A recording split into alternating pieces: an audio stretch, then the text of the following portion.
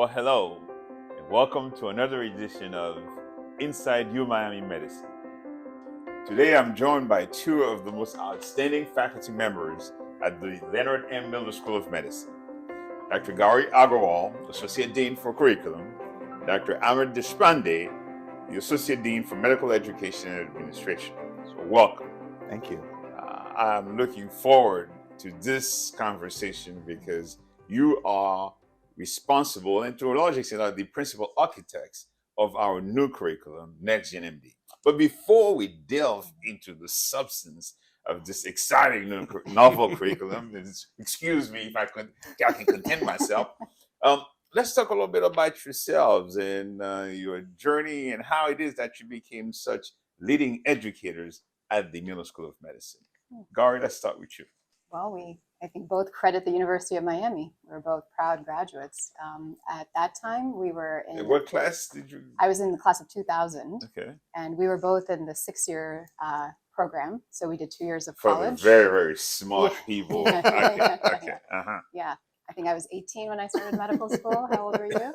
Yeah. And not legal to do the things that happened after tests. Wow. That's right. That's right. So we're proud graduates. I did my training up north elsewhere and then came back as faculty. Okay. Yeah. Okay. I'm depending on how you calculate it, a quintuple cane, undergrad, med school, residency, fellowship, and how could I not stay on faculty? The cane for life. Cane for life. So yeah, class 2002. So a couple of years. I look older, but because she looks so young.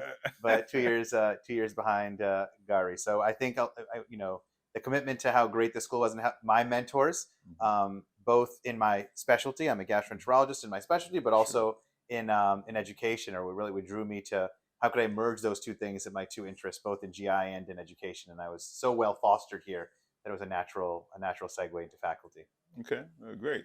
And how did you get interested in medical education? It was actually my chief year. Actually, I was going to be a gastroenterologist. Amar knows the story. Okay. And was planning on doing fellowship, and then I did my chief year, and then it was just struck me that having all of these learners and developing curricula, you could actually have like a deep impact, a multiplier effect in a way on patients, much more so than my own patients. And if you can really foster clinicians who are well-grounded, no matter, and I really liked undergraduate medical education. I suddenly realized that students, more so than my internal medicine residents, were undifferentiated. They're like little stem cells that were going to be orthopedists. Very important stem cells. Right, Okay. Exactly. So I love that concept of being able to be there for that foundational part of their training.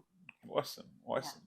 So let's talk about medical education. So you graduated in 2000 and you're in 2002. So I suspect that the approach to medical education was quite different compared to what we have today. Yes. Tell me a little bit about what got you excited about adopting a new approach to medical education.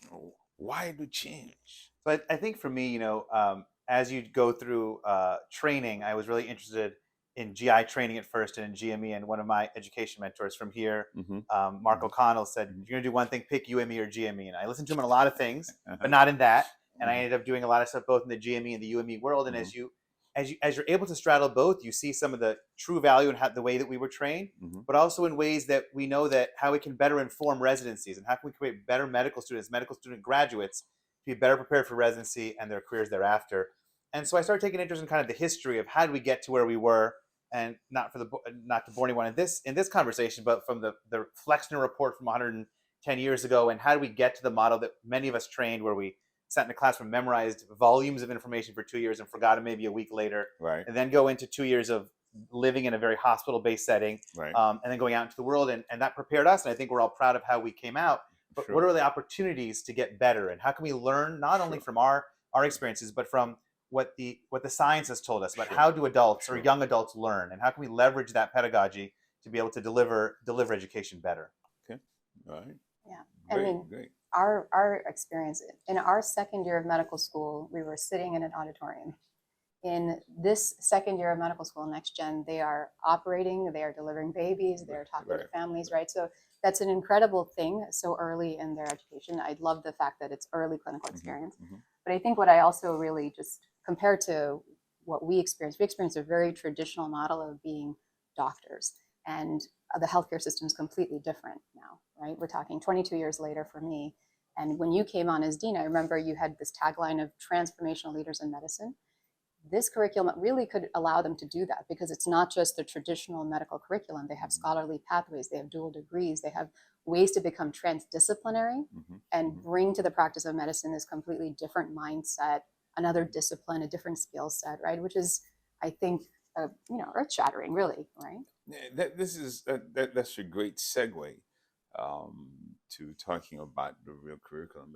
But before we quite get there, most medical schools have been making incremental changes, and they call that curricular improvement, curricular reform, and so forth. But you took a radical approach. Why this radical change? And then we can talk about how this transformation. Yeah, and I think our school has a history of trying to make changes ahead of the curve, if you will, in the early 2000s. Like many schools did, getting more to like the organ system based modules rather than the more historical kind of biochem for an hour, histology for an hour kind of college way of doing things. The academic societies, the MD and PH program being the biggest in the country about 15 years ago. So we've done these incremental changes, as you said. But several years ago, when Lanny Gardner was the interim dean, he really came to a group of us and said, we want you to take this opportunity to think outside the box. Pretend there are no limitations. Pretend there are no financial restrictions, logistical restrictions. How can we learn from what we know about education, what we know about medicine, and create the best possible curriculum? And really empowered us to at least have the intellectual exercise. At the time, we didn't know we'd be able to pull it off, but at least we could go through the exercise. And so that was really exciting for us now, I guess, five years ago, and how far we've come since then.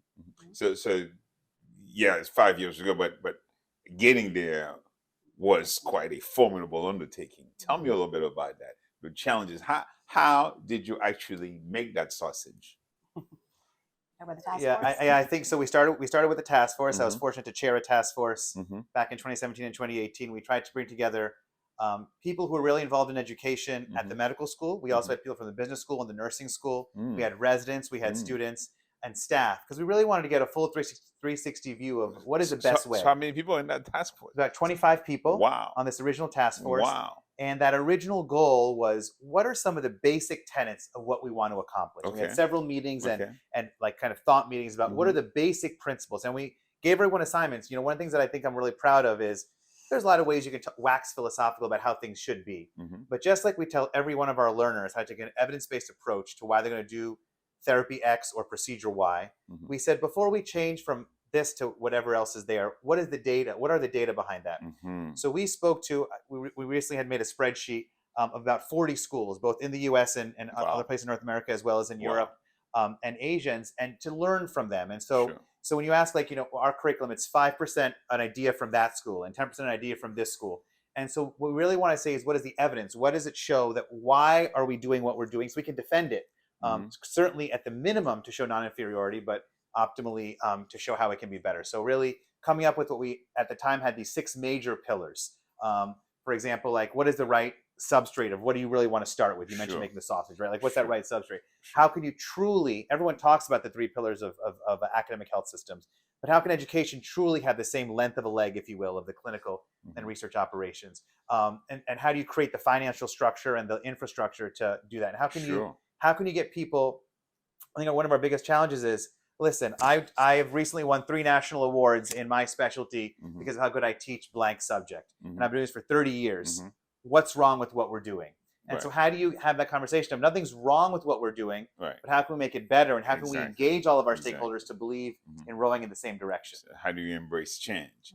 And I imagine that it's not easy to convince someone who's been teaching for 30 years, who's been getting prizes, that they need to make any kind of change for their approach, right? Well, I feel there's a couple like that, but I got to tell you that what was really inspiring to me is how many people who have done something so well for so long completely embraced it. And they said, you know what, I know this, but this, what I'm doing now is easy. Challenge me, like tell me. And as we went through this evidence-based approach of, oh, this seems like it does work in other places, I think we could implement this. I was really proud of how many people got on board. Of course, you're always going to have the stragglers who kind of don't feel like you're moving that direction. We're very grateful for their opinions and approaches, but really, even some of our best teachers completely embrace the opportunity to make things better. Great, great. So, and along the journey, 25 members in the task force, but I imagine many more subcommittees. I remember there was a retreat, and tell me a little bit about that and what came out of that. Yeah, so we're actually writing a paper right now based upon the Cotter change, management structure. So we were actually reflecting on everything that happened back then. It actually follows this Cotter framework of change. And John Cotter, who's a professor at Harvard Business School, and there was this basic element of creating a sense of urgency. And we created a sense of urgency on the fact that we hadn't renewed the curriculum, completely upended thing for a long period of time. We created a vision, and that was in this retreat that we had, where we had a large number of folks come together and really talk about the things that made them proud to be faculty at the school. What is it that makes them get out of bed in the morning and come to work? And the words that they were using ended up being crafted into this one statement, right? Which you know very well. No, you refresh my memory. We want to empower to transform and inspire to serve. And it was a beautiful statement, but it sort of became the single focal point for everything that we were doing after that, right? And then we had to build a coalition, and that's what you're talking about, is right, getting the faculty on board, talking about the vision, talking about what we wanted to do, giving the financial support for it, right? And now we're in this phase right now of consolidating early wins. So now we have to get out to everybody how successful it's been, despite a pandemic, despite everything else, right?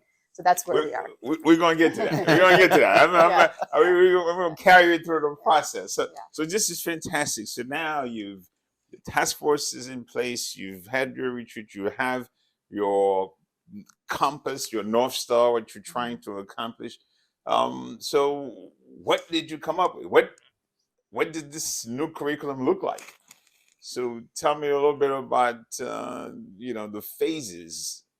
Sure. So there's a few key principles, and highlight how it's different from the old way we were trained. So the old way, as I mentioned, this Flexner report, this 2+2 model, trying to disarticulate that. We now this model of you can't learn about how to take care of a patient who's short of breath until you have previously learned about the physiology of how one takes oxygen from the air and gets it into an organ, right? And so it has to be sequential. We now know that not only is that necessarily accurate, in fact, quite the opposite, that if you can learn those things simultaneously, it helps you consolidate knowing how that molecular or physiologic process occurs while you're seeing a patient and learning how to ask them a question about their symptoms and how it correlates to a certain disease process and may lead to a certain treatment. And so this idea of early, meaningful clinical experiences and removing ourselves from the idea of, oh, you're too early to learn in the clinical environment. You must have memorized an enzymatic pathway or an anatomic landmark before you can develop a relationship with a patient. So really developing early clinical experiences. And the other major aspect is understanding that the best way to learn material is not only in a clinically applicable way, but not by being told everything, right? So this idea of active learning, a flipped classroom model, how can you get together in small groups and make people struggle, right? The way that we learn is by struggling through a problem, effortful learning, right? And so getting in small groups, working through problems, maybe you're completely off base, but by the end, making sure you circle back with the right kind of answer and approach. So small groups of people learning together in an active format and getting early clinical experiences were two of our major keys. And so how could we create the right faculty and systems in place to allow that to happen? So we're changing the pedagogy, but we're also changing the length of time that they're studying different things. So tell me about the phases now. And so it's not the 2+2, it's the 1, 2, and 3. That's right. Phase 1 is 14 months, but that actually includes 2 months of a summer in which they can do scholarly work, capstone work. So essentially it's 12 months of them being with us, where they learn the foundation enough to be able to see patients in phase 2. So that's about 12 months. And then they go off into phase 2, which is now their clinical year. Again, 12 months, but again, delivered differently than what Amar and I experienced in medical school. Now we have 4 clerkships, but it's integrated clinical disciplines. So for example, we have ER to the OR. So Mhm. our surgical colleagues are working with our anesthesia colleagues, are working with Right. our emergency medicine colleagues Right. to create a 12-week experience, but that mimics a lot of what patients experience, Exactly. right? Exactly. It's not just this discipline in a silo. So we love that they're learning in that way. So how did you think about that? You know, I mean, it wasn't us. It was our faculty. It Good. was a team effort, right?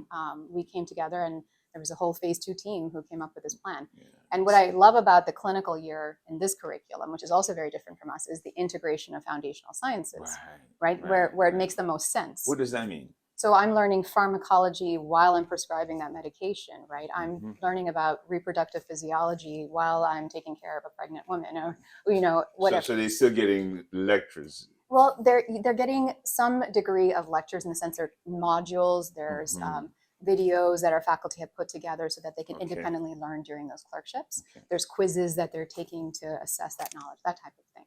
And I would also just say that, our faculty were really kind of coming up with these ideas. But again, we're not asking them to come up from scratch. We said, search the literature, see what's working for people. Right. And so, we're proud of what we produced, but, not everything is individually ours. And why should it be? Why should you have to reinvent the wheel? So we looked at different models of people, and there were challenges, right? We wanted to, at first, have a much more integrated clerkship. We talked to school after school, and they're like, that sounds great in theory. When you try to run it, it just, at a school our size, it works for schools with 40 students at one hospital. It just doesn't work well. You can see a woman when she delivers and follow her baby for a year, right? There's challenges in the longitudinal. So we tried to leverage what we thought was good with what we know could work, and learn from others. And I think the other key piece that we wanted people to take away from, that we had to talk a lot about this, is we're not saying that foundational science is cut in half, right? So the easy maybe takeaway is you took 2 years of preclinical, and I like calling it pre-clerkship because everything's clinical from day one, but pre-clerkship time and making it to 1 year. We do have that 1 year or 14 months in total, but we're redistributing some of the stuff that used to be there in a much more relevant time, both in phase 2, and we'll talk about a second in phase 3. So across that, what we used to do is you memorized a pathway or an anatomic landmark, and unless someone was quizzing you on it to study for a test, you never learned it again, except in that environment. So really try to distribute that better across all three. Yeah. The other important thing I should say about phase 2 is this concept of the longitudinal clinical educator. This is the mentor and coach that they met in their first phase, who's been working with them every week. So from day one. From day one. Who is their coach, their advisor, their mentor, their go-to person. Wow. And who's been training them on clinical skills. But that person doesn't disappear when they start clerkships. That person they're meeting with every 6 weeks throughout clerkships. And I think that's really powerful because now they have a place to reflect on what they're seeing, the patients that they're seeing, their career plans. And, there's so much data about students losing their empathy in the clinical year. This ability to reflect and then get feedback and hear what everybody's experienced, I think is really powerful. So that's a very important part of phase 2 that we were never able to implement before. And then phase 3. So this is the part that we're very excited about. So now you have 17 months where you have a lot of freedom and flexibility to get really grounded either in the clinical discipline that you're really interested in pursuing, the sub-internship and everything else that you need to do to get ready for that. But now also follow your dreams and passions in other areas, that transdisciplinary thing we were talking about before. So since phase 1, everyone had to choose something, a scholarly pathway of emphasis. So if they're interested in oncology or women's health, whatever it is, or they chose a dual degree. So they're getting their MPH, their MBA, whatever it may be that they, so they're consolidating, getting a lot of that coursework done in phase 3 as well. So this is the part I'm also really excited about, where I think leads, is these opportunities for students to specialize in an area of interest. And if you look at the amount of time, in the model that we used to have, you finish your clerkships in June of your third year, and in July, August, and half of September, you have to figure out, what am I doing with my life? Who's going to write me a letter? How am I going to impress somebody? How am I going to put together an application? And so everything is, and how am I going to go on an externship to impress somebody in another school?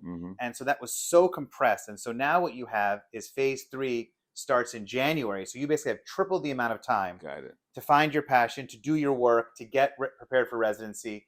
And so by rearranging the months, we're really able to deliver a lot more of that personalized approach across a wider amount of time to really give each student what they really seek from their particular experience. Of course. Now, that's when phase 3 is when they take integrated science courses. Yes. Tell me about that. What does that mean? How many of these do they take? And then how does that help?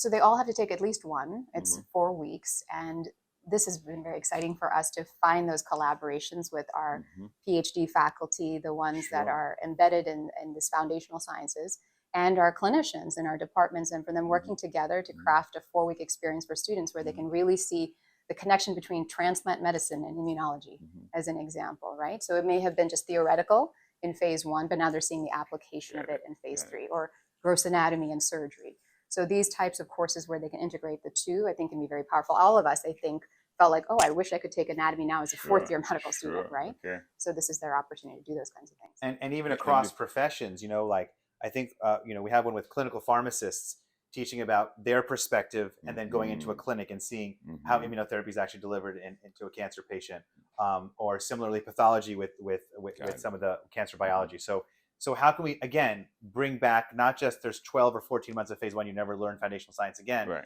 How can you keep reintroducing it Right. in a way that's contextually relevant to them? Sure. 'Cause that's how they really are going to remember it. Okay. So if I'm interested in cardiology, for instance, I can take integrated science course in. Correct. Okay. Correct. And then I'm seeing patients also. Yes. Right. So it's a combination of seeing patients with Yeah. that particular foundational science discipline, maybe learning something about the electrical conductivity of the heart, maybe you're actually going, and then, or maybe you're doing that and then going to the EP lab and seeing someone ablate a rhythm. Right. So you can kind of see in real time how those things come together. I can memorize that that's the ECG change, but when I see the person doing it Sure. and ablate that rhythm, that may cement it in a way that I couldn't have gotten otherwise. Good. That really is a great advantage. Mhm. Okay. Now, if I can do a dual degree, or I can choose to concentrate in an area, like a major, and then end up having to produce a capstone. That's right. Study. What's that? So it's about 6 credits worth of time. And so, certainly we have about 50 in the MPH, about 20 or so in the MBA, plus the PhD and a few other degrees that you can do, like genomic medicine or a JD. But about 120 or so of the 200 are going to be in these pathways. And so they spend a little bit of time in their first year, then that whole 2-month block in phase 1, doing a bunch of dedicated hours with their mentor, starting their project, working through a question, doing self-directed learning of asking a hypothesis, trying to work through how to create a project, give them a little bit of a break of it during phase 2 because they have a lot on their plate with the clerkships, and then coming back in phase 3 and doing another few credits worth of that research time, helping to answer your question, producing a poster, ideally a manuscript, and then as you mentioned, the spring of the 4th year, a capstone fair where everyone can show, like, this was my thing, this is what I did to really try to advance science in my area. And you also had another cohort that may decide to follow the accelerated pathway and start residency early. Right, that's a different pathway. So if you don't want to do a dual degree or pathway, this is another option to actually graduate in 3 years and be guaranteed a spot in one of our training programs. I think that's and that's genius. Yeah. And for people that really, like, I know what I want to do, and I know that I want to stay here to do it, and I can develop relationships with the faculty here over the course of that time, and then transition into the graduate program. It's a really nice opportunity for the right person, right? That's certainly not for everybody, but for the people for whom that makes sense, it's a great opportunity to go directly into that area. Great. So until now, we've been talking about the design, the concepts involved in this great innovative curriculum. So tell me about the challenges to implementation that you're encountering, because you launched this right in the middle of COVID. Thanks for the reminder. So there's obviously a couple of big challenges. I'll say, pandemic aside, even before that happened, there's huge logistical challenges, right? You're trying to change when things are delivered. You're changing an academic calendar, and with that, things that from a curricular side, I had to learn about what are the financial aid rules, and when does tuition happen A versus B, and how does it affect the semester, and so we had to learn how to navigate all those waters.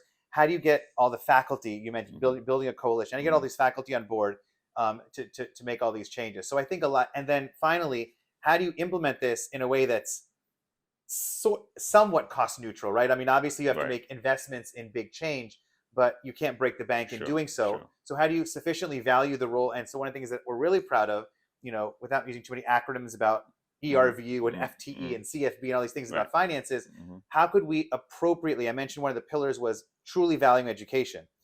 That doesn't mean, you should run this course because you're committed to the academic mission, but still see the same amount of patients. So how could you value the work that's being done, in a way that's meaningfully respectful for the faculty, for their departments, but also for the clinical mission and the research missions that are equally important. So I think getting all those ducks in a row. Right. But somehow, miraculously, you made it happen.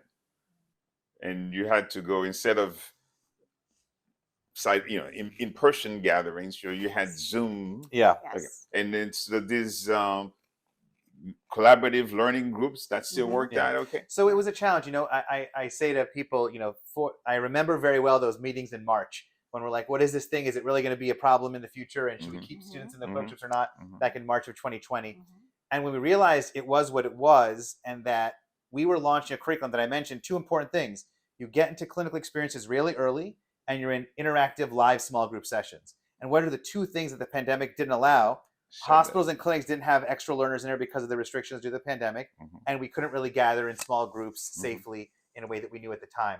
And so how can we take those two primary concepts that were so important and still make it work? Sure. And so you mentioned things like learning more about Zoom and breakout rooms than I ever thought I would need to know in a couple short months. How do we give them meaningful virtual clinical experiences that maybe aren't perfect, but can get it done until we're able to get them into live clinical experiences? So that huge challenge was also really, again, for me, it was amazing how we were able to rally the faculty to get on board with this and buy into, even though with all those challenges. And by the way, our same faculty, many of us included, who had to now suddenly do a bunch of extra coverage in the hospitals because of all that happening with the pandemic. There were a lot of challenges, but I think there were also some things that the pandemic brought that were very positive in a sense, in terms of transforming educational models. So, for example, telehealth. We created a whole telehealth curriculum. We started doing telehealth simulations. We started doing those kinds of things. We also, because of the limitations in our own clinical sites, had to spread beyond our boundaries. And we had to go to federally qualified health centers and other hospitals. And that actually helped us tremendously for the bulge year when we had a lot of learners in the clinical environment. So we developed a lot more clinical partnerships in that year. So there were some positives. So tell me about phase 2 implementation and how that worked out. So that year that we began phase 1 in August of 2020, our clerkship directors were very busy completely upending their clerkships. So even before NextGen launched for them, they had already refashioned their clerkships because of the pandemic. So it was very challenging for them to do that as well as prepare. But so I really give massive kudos to our faculty. And when we implemented phase 2, I think that very first class of 24, they had a phase 1 that was very modified, as we heard, right? Mostly on Zoom, not a lot of interaction, not a lot of anatomy. So it was difficult for them to transform, and adjust to the clinical environment. But they came a long way, and we have been monitoring their outcomes this past year, and it's phenomenal. That class is doing incredibly well in terms of objective measurements of their clinical skills. Wow. And they're all studying for step 1 and step 2 right now. Okay. So we will wait and see. Okay. So we have not noticed any deficiency in terms of their ability to absorb the material and to perform on the clerk. I think, of course, this is an iterative process. And as we realize, so our first version of phase 1, we made several changes to the second version and several changes, and we think we're mostly in a steady state now with phase 1. Similarly, phase 2, a couple of changes, and hopefully in steady state soon. So, but those iterative changes in mind, for example, what you heard during that year when we had simultaneously a group of the legacy students in the clerkships with the students that were a year younger than them or a year behind them, their scores on objective clinical exams like an OSCE or their clinical performances on the clerkships, despite having that year of difference, in many specialties was basically the same. And that was really reinforced to us that we can make this work despite the limitations, again, of that first class not having the optimal delivery of phase 1, given all the pandemic challenges. Great. As you reflect on where we are right now and what you've learned, how do you feel about NextGenMD and where we're headed? I'm incredibly excited. I'm most excited right now. I don't feel like the job is done. We've got a long road ahead still in terms of phase 3 is coming up. Right? So every day, that's our work, making sure that everything's prepared for our January launch, making sure that our students right now that are in study mode are getting all the resources they need, a lot of check-ins, a lot of help from our academic enrichment team. And and all of these dreams that we've had for the integrated science, everything that they'll actually launch and be successful. So we have a lot of planning still to do. And I think it's a great confluence. We're really excited about phase 3. I think we can safe to say we're both simultaneously nervous with confidence, but also excited about all the unknowns of phase 3. But the interesting confluence is right as we're launching phase 3, we're also finally getting back to so much more of a normal, like the fact that we're having this conversation, and that we're able to get together. The fact that when I go to the med school building, and it's buzzing again because people are there. They're not all at home on Zoom, but they're interacting again. So student organizations are coming back together again, and students are interacting in a more cohesive way again. So it's the perfect timing for that to happen right as we launch phase 3. And I think for all of us, match day 2024, right? That's when we're going to see all the fruits of this labor, and years beyond that, as they do so well in their residencies and beyond, creating transformational leaders for many years to come, right? So our job is many years in the making, but I think thus far we're confident with how it's going to work. Well, that's absolutely fantastic. And one last question: as you look at how we prepare our medical students to become transformational leaders who will shape the future of medicine, what's the role of competency-based medical education and trustable professional activities? How do you incorporate those in the formation and evaluation of the students? I'm so glad you mentioned that part, because actually reflecting back before this new curriculum, one of the things that we had done when the new kind of EPAs, these entrustable professional activities, first came out from the AAMC, we had started building a coalition of people that were looking at how can we embed the EPAs throughout our clerkships, and then eventually into the pre-clerkship time. This was in the legacy curriculum. And so we'd already kind of started that work of how important that was, and how can we create a more competency-based, not time-based model. Understand there are certain restrictions of the way in which finances work in the GME, graduate medical education era work. And so we'd already kind of done that. So when we started that process, so when we started launching this curriculum, it was a perfect kind of overlay. And so to your point, we, this idea of curriculum mapping. So everything that we do is mapped. So what is it mapped to in terms of our institutional educational objective? What does it map to in terms of the national standard of an entrustable professional activity? And then how do you meaningfully assess those? And we looked around to how to meaningfully assess our clerkship students, for example. We wanted a much more 360 kind of approach than we currently had, and a more competency-based person than we currently had. And when we couldn't find a good model, what's the answer? Make our own. And so, we worked hard with some of our faculty that did a lot of work on this to create our own clerkship evaluation form that actually was just accepted for publication, so the world can see it very soon. And so we kind of leveraged the things that we knew were out there, and when we couldn't find the perfect solution of how to meld EPAs and these institutional objectives with how we teach, let's make our own and let everyone else learn from that and use it after us. This is something everybody's struggling with. Every medical school around the country is sorting out, how do we measure these EPAs? How many times we have to observe, and in what context, right? And so this form hopefully will unify at least the method of observation. So we're hoping that at least, this is the biggest struggle for medical schools, to have a unified way of looking at a student across the spectrum. And if we're all nationally using a similar EPA-based competency form, how much better would it be for that UME to GME transition to say, we're all using this form, this is where they are in their competencies, and do that handover to the residency training program.